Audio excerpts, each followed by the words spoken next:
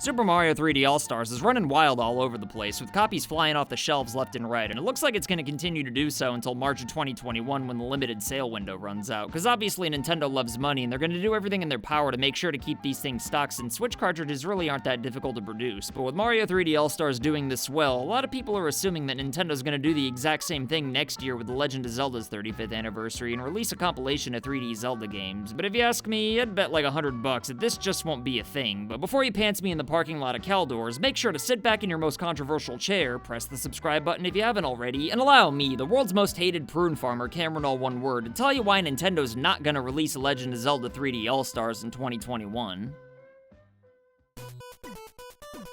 Alright, so before I get going, let me just go ahead and say that I would absolutely love to get a Legend of Zelda 3D All-Stars on the Switch in 2021, and I hope that I end up being wrong, but the situation with Zelda's 35th anniversary just isn't the same as it is with Mario's. I mean, I'm sure Nintendo had all those other fun things, like the Game & Watch and whatever this Mario Kart malarkey's all about, planned for Mario's 35th anniversary long in advance, but since when did 35th anniversaries become such a big deal? Like 10, 20, and even 25 makes sense, I guess, but the 35th anniversary, really? I know Super Mario Maker was a really big deal, and it just so happened to come out on Mario's 30th anniversary, but I just don't buy that Nintendo wasn't gonna just release this game anyway. So aside from that, the best Mario got to celebrate his 30th anniversary was a friggin' amiibo and some Hot Wheels. So why does the 35th anniversary get a game as cool as 3D All-Stars? Well, luckily for Nintendo, 2020 happened to be on Mario's 35th anniversary, because outside of Animal Crossing and Paper Mario, this whole pandemic thing's kind of frigged the entire year up for the above-average-sized end, to the point where a lot of Switch games ended up being delayed. Plus, Switch consoles themselves are even harder to find than my neighbor Terry whenever the cops come around my neighborhood looking for him whenever he makes those weird crystals in my living room with his chemistry set. And without new games and Switch consoles, Nintendo's gotta find another way to make money, so what better way is there for them to get out of a pickle than by tossing a few 3D Mario games onto a limited edition cartridge under the guise of celebrating Mario's 35th anniversary and calling it a day.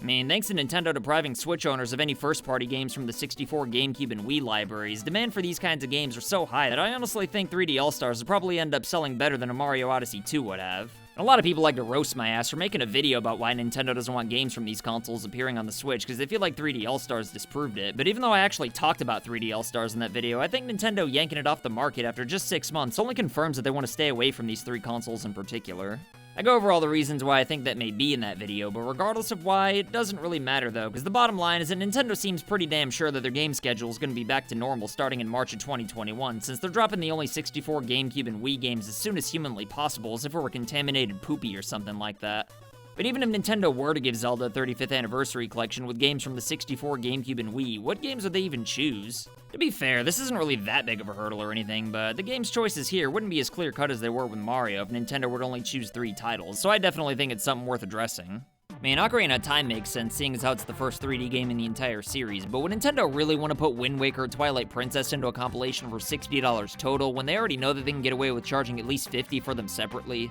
Besides, this would be the 4th time that Nintendo released Twilight Princess anyway, and even beyond that, would they use the traditional controls from the GameCube and Wii U versions, or would they convert the Wii remote controls over to the Joy-Cons like they did with Mario Galaxy? What about the controls for Skyward Sword if Nintendo chose that game? Like, sure, Mario Galaxy made the jump from the Wii Remote and Nunchuck to the Joy-Cons just fine, and converting pointer controls to gyro controls is one thing, still not as good by the way, aside from not needing a sensor bar, but I'd imagine that converting the Wii Motion Plus mechanics into the Joy-Cons would take a considerable amount more work that'd still probably result in fans complaining about multiple missing titles rather than just one like they did with Mario Galaxy 2, so it won't really surprise me when Nintendo doesn't even bother doing a Zelda compilation in 2021 at all, especially when there's other ways they could celebrate Zelda's 35th anniversary instead. Because don't get me wrong, I'm not saying that Nintendo's not gonna do anything big for Zelda in 2021, because now that Mario set such a big precedent, I'm sure Nintendo realizes they've got to deliver something good for Link and the gang, but if the Switch is going to have a bunch of new games out in 2021, and I'm betting that it will, then I'm sure Nintendo would rather not clutter the market with older titles that might confuse casuals as to which games are the current ones, and if you don't think that's a possibility, then just remember that there were more than a few people who accidentally pre-ordered the Xbox One X over the Xbox Series X, so I dare you to look me in the ass and try and tell me that no one's going to try and buy Super Mario 3D World and end up buying 3D All-Stars or vice versa.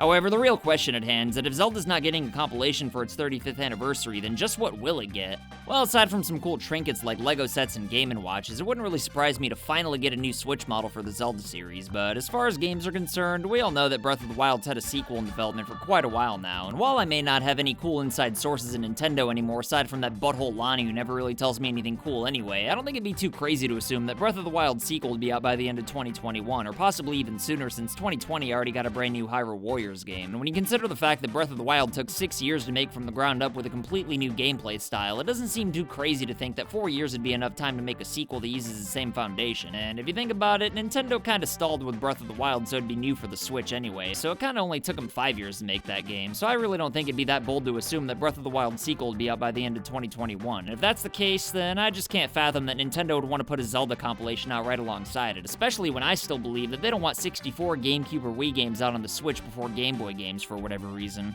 But anyway, what do you think? Am I some kind of crazy nutcase with a small peepee for thinking there won't be a Zelda 3D All-Stars anytime soon? Or do you think everything I'm saying makes a lot of sense, but you're still mad enough at me that you're gonna pants me on sight at Caldors? Either way, let me know what you think in the comments down below, and as always, I'll try my goddamnedest to respond to everybody at some point. But let me tell you, if there's two people who deserve their own 3D All-Stars compilations, then it would definitely be today's patrons of the day, Keith McClure and the Stiff Islands. If you want to be badasses like these two, then consider supporting FU Game Crew on Patreon for loot boxes and silly rewards in the mail. Send pictures or videos of you rocking merch if you want to make cameos in my videos, and follow me on Twitch if you ever want to hang out whenever I play video games sometimes. My name's Cameron, all one word, and I'll see you next time. So I want to say thank you to your loyalty, thank you for your support.